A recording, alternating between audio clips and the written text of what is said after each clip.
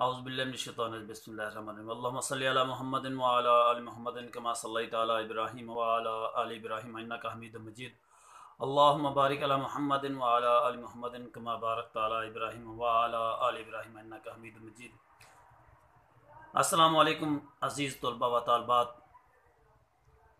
आज का हमारा लेक्चर है गज़ल नंबर 2, क्लास फर्स्ट ईयर, मोमिन खा मोमिन।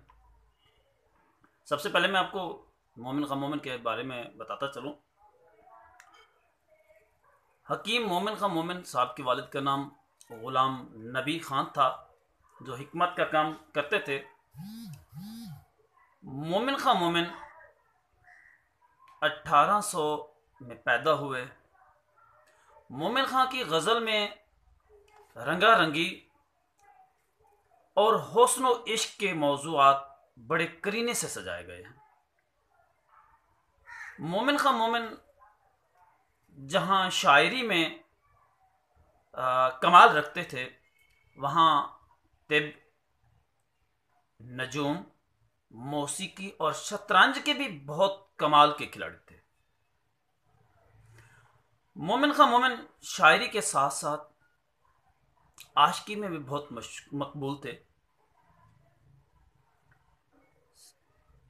उनकी इश्क का अंदाज़ा इन बातों से लगाया जा सकता है कि साहिब बीबी, उम्मतुल फातिमा और हिजाब भाई के साथ इश्क की दास्तानों के अलावा भी कोई निस्फ दर्जन के करीब उनके और भी अफेयर सुनने को मिलते हैं।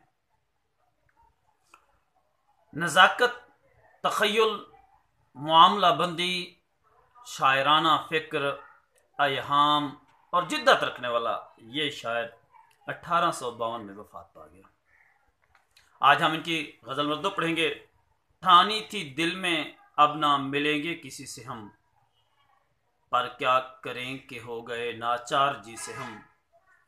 हंसते जो देखते हैं किसी को किसी से हम, मुंह देख देख रोते हैं किस बेकसी से हम। अजीज तलबा, इन अशार में पहला शेर जो ठानी थी दिल में अब ना मिलेंगे किसी से हम, पर क्या करें कि हो गए नाचार जी से हम। अगरचा दिल में ठान लिया था कि किसी से नहीं मिलेंगे, मगर नाचार होकर दोस्त के पास चले गए, अपने महबूब के पास चले गए। ये भी कह सकता हूं कि मैंने दिल में पक्का इरादा कर लिया कि अब महबूब से नहीं मिलूंगा, मगर इस दिल के हाथों मजबूर हो गया और फिर उस महबूब की जानिब चल निकला। इस गज़ल का एक ख़ास पस मंज़र है। अगर इस पस मंज़र से हटकर इस शेर की तशरीह की जाए तो ये शेर मामला बंदी की खूबसूरत शक्ल है। अजीज़ तलबा, उर्दू गज़ल का रिवायती महबूब जालिम और जफा जो है, रकीबों से मिलना और आशिक सादिक से गुरेज उसकी फितरत में शामिल है।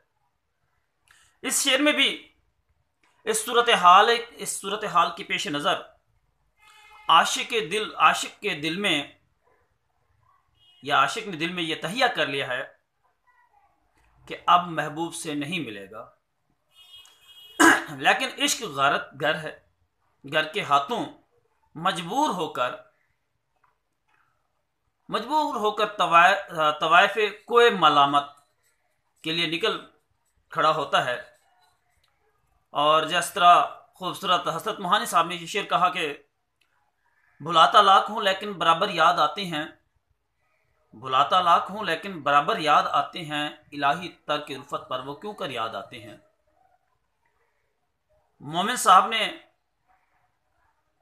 बड़ा खूबसूरत अंदाज में यह हकीकत है कि जिन लोगों से दिली ताल्लुक होता है, अगर उनमें से किसी एक के साथ इख्तलाफ हो जाए और बात नाराज़ी तक पहुँच जाए तो ये कैफियत ज़्यादा देर तक नहीं रहती। बिलाखिर पुराने ताल्लुकात आर्जी रंजिश पर हावी आ जाते हैं और जज्बात में आकर खाई गई तर्क उल्फत की कस्में हवा में उड़ाई जाती हैं। इसीलिए तो कतिल शफाई का खूबसूरत एक शेर है कि तर्क उल्फत की कसम भी कोई होती है कसम, तर्क उल्फत की कसम भी कोई होती है कसम, तू कभी याद तू कर तू कभी याद तो कर भूलने वाले मुझको। दोबारा मैं शेर पढ़ूंगा कि तर्क उल्फत की कसम भी कोई होती है कसम, तर्क उल्फत की कसम भी कोई होती है कसम, तू कभी याद तो कर भूलने वाले मुझको।